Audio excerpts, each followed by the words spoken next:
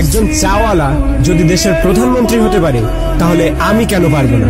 একটা ছেলে যে জঞ্জাল সাফ করার কাজ করত আর সে যদি বিশ্বের অন্যতম ক্রিকেটার হয়ে দেখাতে পারে তাহলে আমি কেন পারবো না?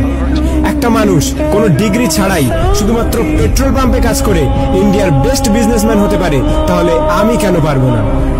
হাই স্কুলের বাস্কেটবল টিম থেকে বাদ দিয়ে দেওয়ার পরেও যদি সে দুনিয়ার বেস্ট বাস্কেটবল প্লেয়ার হতে পারে তাহলে আমি কেন পারবো না?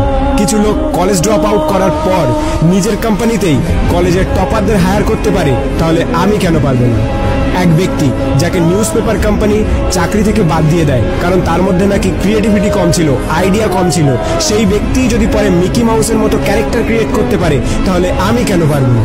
একটা মানুষ যার গার্লফ্রেন্ড তার সাথে ব্রেকআপ করে নেয় এবং তাকে সমস্ত সোশ্যাল সাইট থেকে ব্লক করে দেয়, কিন্তু সেই ব্যক্তি পরে দুনিয়ার সব থেকে বড় সোশ্যাল নেটওয়ার্কিং সাইট ফেসবুক বানিয়ে দিতে পারে তাহলে আমি কেন পারবো না? এক ব্যক্তি 999 বার ফেল হওয়ার পরেও হার না মেনে 1000 বারের মাথায় বাল্ব আবিষ্কার করতে পারে তাহলে আমি কেন পারবো না? দুবার বিজনেসে ফেল হওয়ার পরে ডিপ্রেশনে গিয়ে পরপর 8 বার ইলেকশনে হেরে গিয়ে 9 বারের মাথায় আমেরিকার প্রেসিডেন্ট হতে পারে তাহলে আমি কেন পারবো না? এক ব্যক্তি যাকে নিজের কোম্পানি থেকে তাড়িয়ে দেওয়ার পরেও যদি অ্যাপেলের মতো কোম্পানি গড়ে তুলতে পারে তাহলে আমি কেন পারবো না?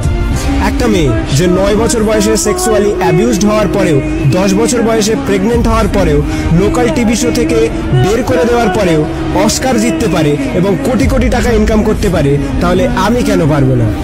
একটা জবলেস মেয়ে যার স্বামী তাকে ডিভোর্স দিয়ে দেয় এবং 3 বছরের বাচ্চাটিকে মানুষ করার দায়িত্ব তার উপরে চলে আসে, ডিপ্রেশনে যাওয়ার পরেও ওয়ার্ল্ডের সব থেকে বিখ্যাত নোভেল সিরিজ অর্থাৎ হ্যারি পটার লিখে ফেলে, যার ফলে সে কোটি কোটি টাকা ইনকাম করছে, তার একদিনের ইনকামে একটি ল্যাম্বরগিনি কেনা যাবে।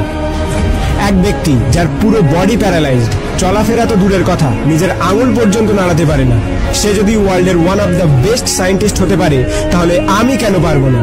তোমরা সব জিনিসই অ্যাচিভ করতে পারো যেটা তোমরা করতে চাও, যার স্বপ্ন তোমরা দেখো, শুধু তার জন্য একটা আগুন দরকার, একটা স্পার্ক দরকার। নাথিং ইজ ইম্পসিবল, আর এই স্পার্ক তোমাদের নিজেদের মধ্যে আছে। তুমি নিজেই দোষী তোমার ফেল হওয়ার জন্য। এখন তুমি যেখানে আছো সেটা তোমার অতীতের কর্মের ফল, এবং কাল তুমি কোথায় পৌঁছাবে সেটা তোমার আজকের কর্মের ফল হবে।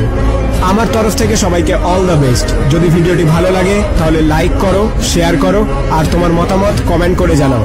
আর যদি প্রথমবার আমার ভয়েস শুনে থাকো তাহলে প্লিজ চ্যানেলটিকে সাবস্ক্রাইব করো আর পজিটিভিটি দিয়ে নিজেকে ঘিরে রাখো।